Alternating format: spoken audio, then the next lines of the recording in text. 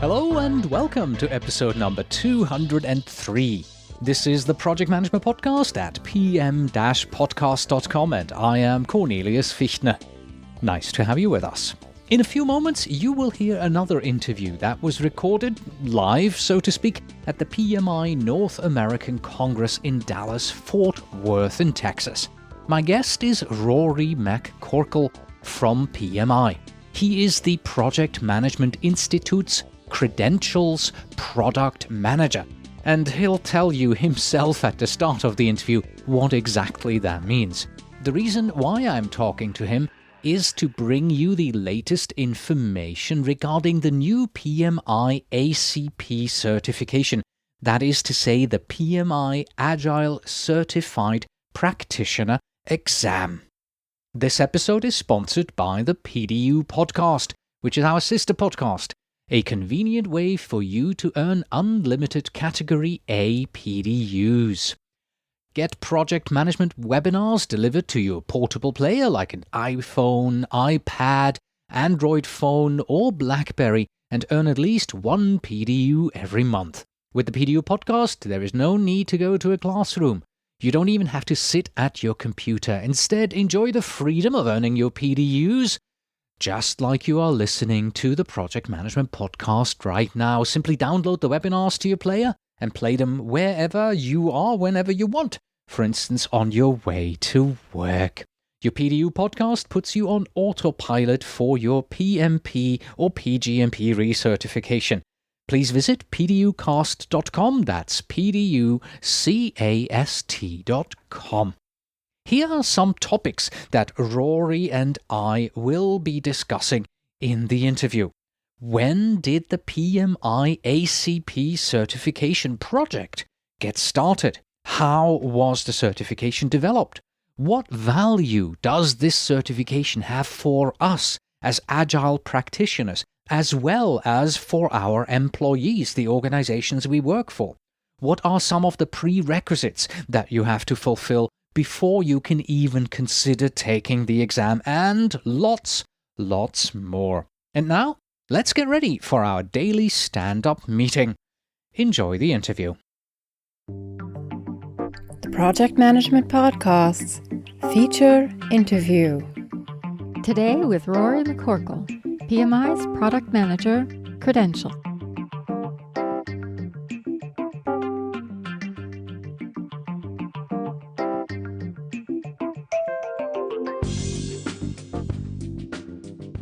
Hello everyone. We are still at the PMI Global Congress here in Fort Worth in Texas, and with me is Rory McCorkle from PMI. Hello, Rory. Yes, pleasure to be here. Thank you. You are the Project Manager Credentials. Now, what does that mean? What do you exactly do, and how are you involved with the new ACP certification? Absolutely. Essentially, as the product manager, I'm responsible for truly leading the project team that's working on the creation and development of the certification, ensuring that we're getting the word out through good marketing communications, ensuring that the product is positioned appropriately, and that, of course, at the end of the day, we launch a product, continue to try to iterate that through improvements that we receive through pilot feedback, and get it out into the marketplace as an operational certification. And talk to people like me. Absolutely. All right. PMI Agile Certified Practitioner, PMI-ACP. What's the history? When did it get started? It actually got started in 2009, shortly after the launch of the Agile Community of Practice, which, of course, there's a lot of fanfare around. We had Mark Langley, our current CEO, and Greg Balstrero, our former CEO, actually present at the Scrum Gathering and Agile Alliance Conference back in 2009.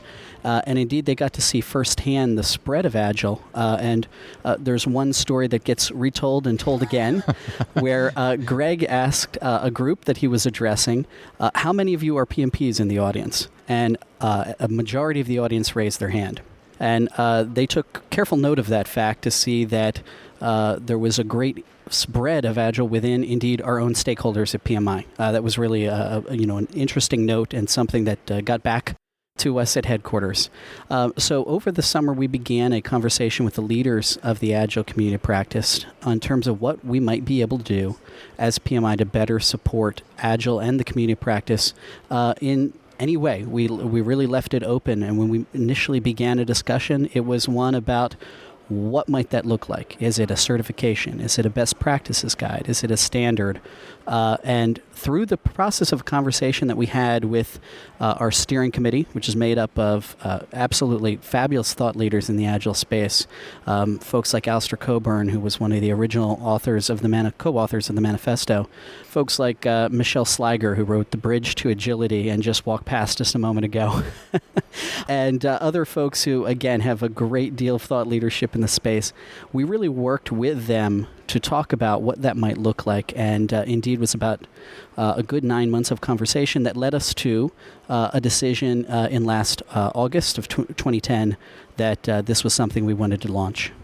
And just for the record, it is now 2011. I'm saying that because this interview will be up on the website forever and ever. Absolutely. And this means that from the initial discussions to now, 2 years, that seems extremely, pardon the pun, agile.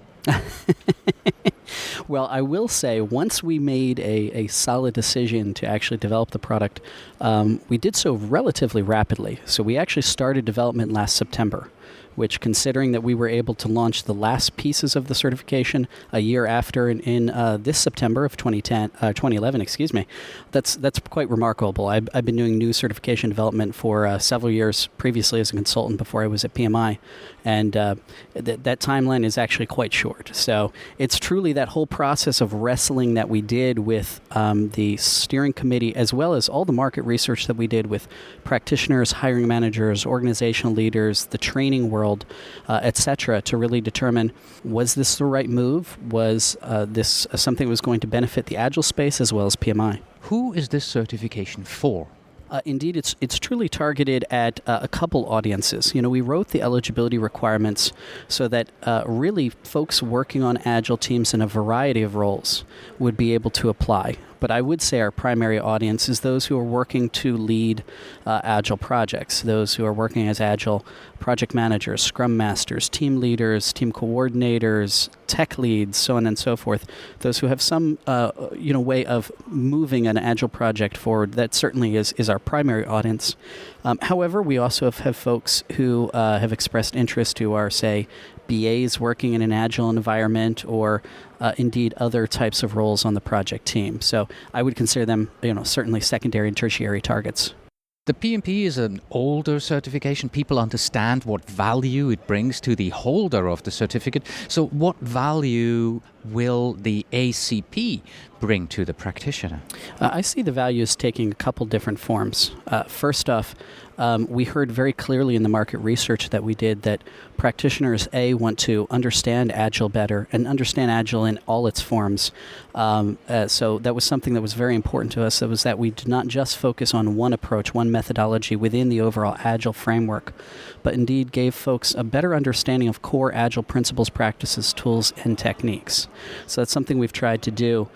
Indeed, of course, folks are always looking to demonstrate to their bosses, their organizations, a certain level of knowledge, skill, competency, whatever you want to call it, in a particular subject. And certainly that would be the end goal here.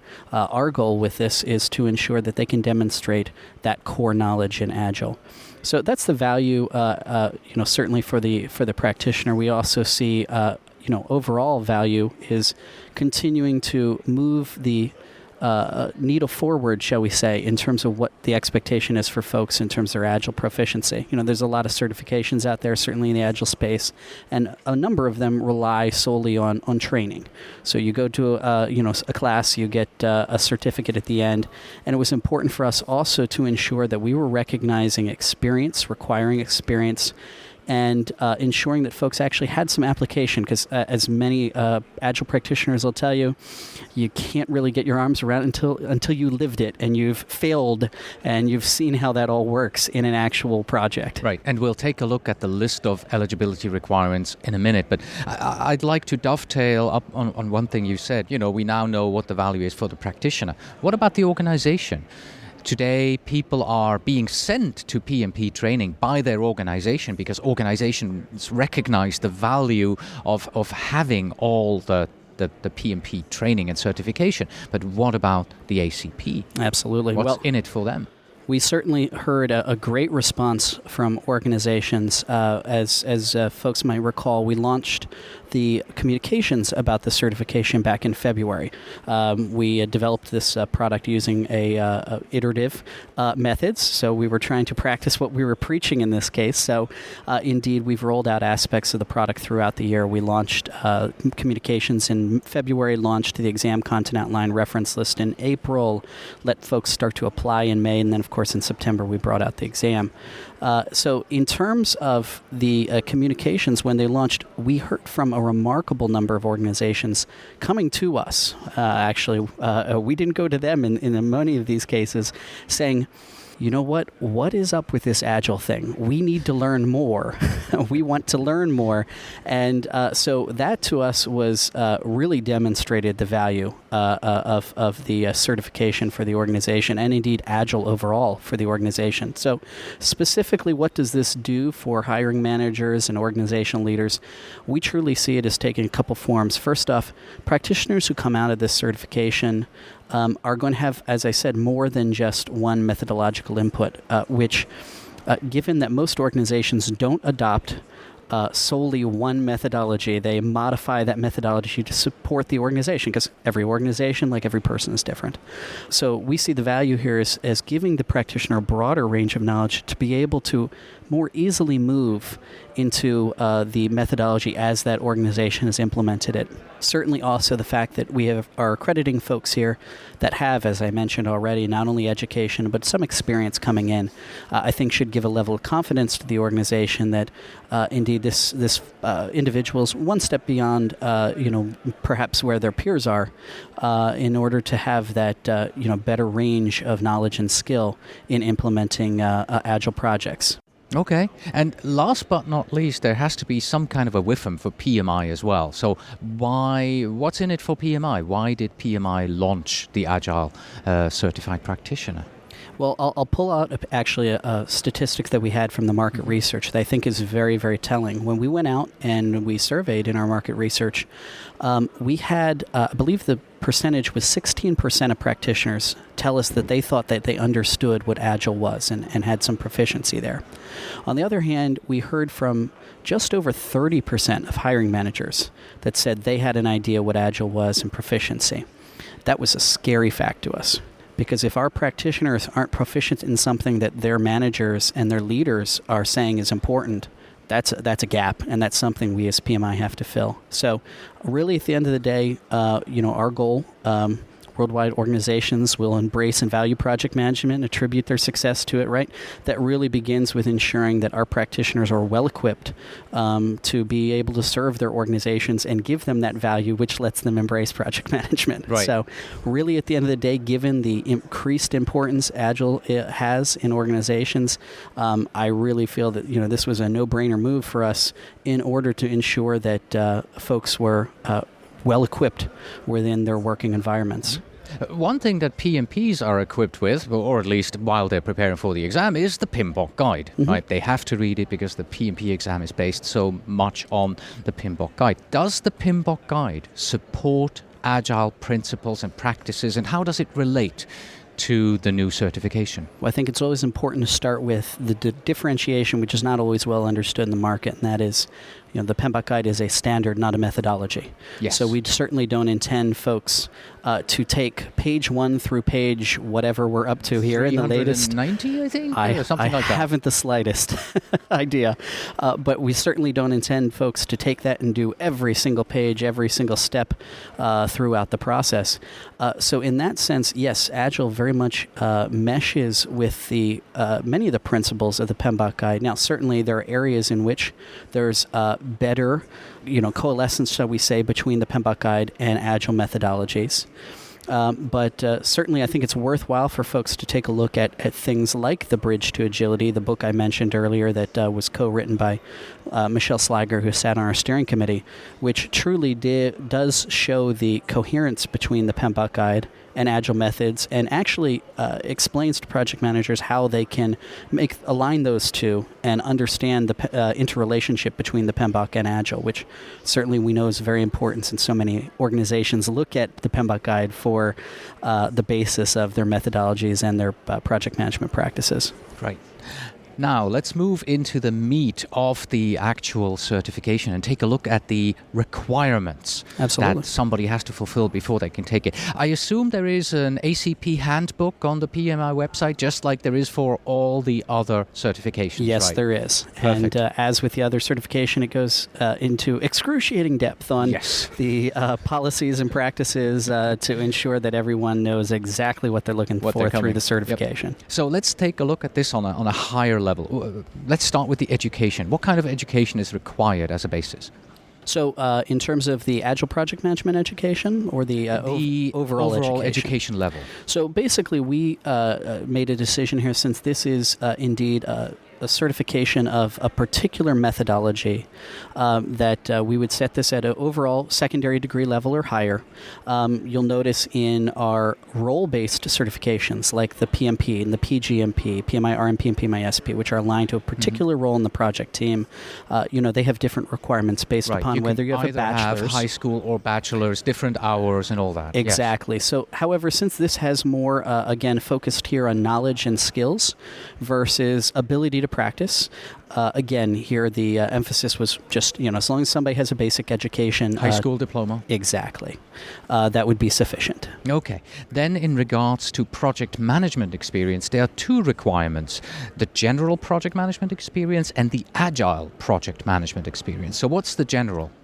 Well, thanks for asking that question, because it's certainly tough sometimes for folks to understand. Really what we're looking at here is 2,000 hours, minimum of a year, working on project teams. Now, this can be in any methodological environment. So it could be that this time is spent on a waterfall project. It could be Agile. It could be one of the various methodologies in between, shall we say. But the important thing that we wanted to capture here is that folks have an idea of what it's like to work on a project, regardless of the orientation of that project. And of course, we've set up here, for those who hold the PMP or PGMP credential, they're fast-tracked past this requirement, because indeed we've already validated that they have more experience than that leading and directing projects and or programs. So when folks go to apply, actually the application automatically detects whether they're credential holder and will walk them past that step automatically. Okay, so that's the first one. General PM experience, you must have 2,000 hours in the last 12 months, or minimum of 12 months. Within the last 5 years, yes. Within the last 5 years. Okay. Agile project management experience, what do we have here? Well, this is, of course, the crux of the matter, actually having experience working on Agile projects. And this requirement is 1,500 hours working on Agile project teams, working on teams using Agile methodologies. And, of course, it's in addition to the 2,000 hours. So I cannot combine the two. Correct. Right. So if I'm not a PMP, I have to have 2,000 general plus the 1,500 Agile. That's correct. Okay. Yes. Thank you for that clarification. Now, these hours do have to be earned within the last 2 years. Very important to note that. That's certainly a bit restrictive, and we've heard some feedback about that. But indeed, we are looking to ensure that folks have current experience, because Agile is so fast changing, fast moving, important for folks to have current experience there. It's important to note too that, of course, this experience can be in any role on the project team. It could be in a project management role or another role on the project team. The important thing here is just that the experience is on the team, basically. In addition to that, of course, it can be in any of the flavors of Agile. These aren't just Scrum teams. These aren't just XP Crystal, teams. anything Correct. would work. Exactly. Okay. Education. What type of education is required? Is there any general project management education required? No. So the only requirement is specifically in Agile project management and education on Agile specifically. So the requirement is for 21 contact hours. And again, this can be in any topic within the Agile project management umbrella. So certainly we've had a lot of folks ask us about, does my CSM training, because we have so many certified Scrum Masters yes. out there, does that count towards for the 21 hours? Absolutely. Now, most of the time, those classes are 2 days, so you're going to have to make up a gap 16, there. so they're lacking 5 hours? Yep. Yes. Depending on the amount of time they're spending active learning, typically they're 14 or 16, depending on the length of the day. So certainly we've seen a number of folks in our training community, either REPs or folks that are in the Agile training space but might not be REPs, develop 3-day courses specifically for the certification, or we've also seen some folks that are developing 1-day-long courses that focus on Agile outside of Scrum, trying to give that broader input. And ensuring that folks are prepared and ready for all the things that they might encounter on an Agile project. What's the exam like? Well, the examination is multiple choice, like PMI's other computer-based exams. It is indeed intended to test 2 different sections. So there's a section devoted to Agile knowledge and skills. And really here, that's those principles that I talked about. Things like the Agile Manifesto and having an idea of the background there. All sorts of other knowledge-based things. And I'd encourage folks to take a look at the examination content outline on the PMI website, because that lays out in very detailed what you need to know. Exactly. Yes. The other half of the exam focuses on tools and techniques. And since Agile, being a framework and a specific approach to project management and the way we're implementing it here for the certification, it's important for folks to know how they'll use those tools and techniques on the job. So that's really the focus there is, what are those tools and techniques? What do you do with them? But it's software agnostic, right? I do not have to know a specific Agile project management tool or software. That's correct. Okay. And indeed, we are looking to ensure that we're reflecting on Agile outside the context of software development in a broader IT context, as well as Agile increases in popularity outside the ICT space, information communications technology space, that we also reflect that in the context of the certification. All right, so I've just finished my exam. Congratulations popped up. Wonderful. I'm a PMI-ACP. I walk out of the testing center. Is it for life? No, and as you know, PMI is not too keen on issuing lifetime achievement awards in that regard. When it comes to certification, we always think it's very key to ensure that folks are keeping up their knowledge and their skill in the area that we're certifying. So in this case, the requirement is 30 PDUs every 3 years. Really a very obtainable amount of learning to be done. Specific PDUs? General PDUs? Specific PDUs to Agile.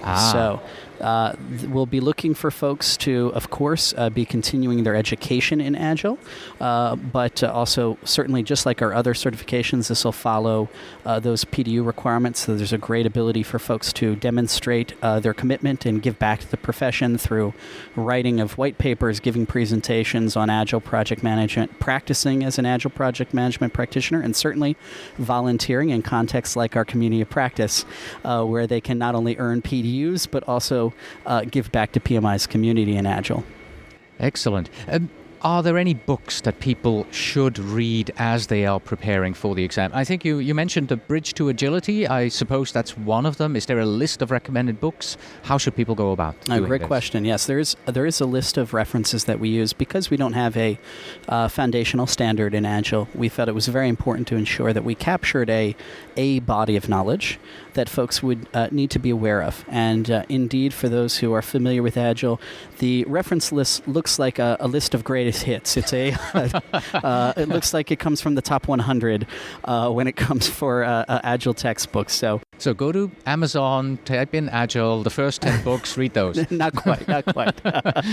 But if folks go to PMI.org, and there's 2 ways to get to it, either going to PMI.org/Agile, there's a link to the certification page off of there, and on the right-hand side of that page, we have all the resources that folks need, which includes the handbook, which you've already mentioned, the references, the examination content outline. Everything folks need to get up and running with the certification is on that website for them to read and obtain. And certainly, too, I'd encourage folks to begin to read what's been said about the exam so far. Of course, it's all out there in the blogosphere to take a look at, because there's been some postings in terms of thoughts on which books are most beneficial, and if you can only get certain certain number out of the overall list, what might you look at? And of course, I won't direct anyone to a specific post, but certainly please take a look and share knowledge. Exactly.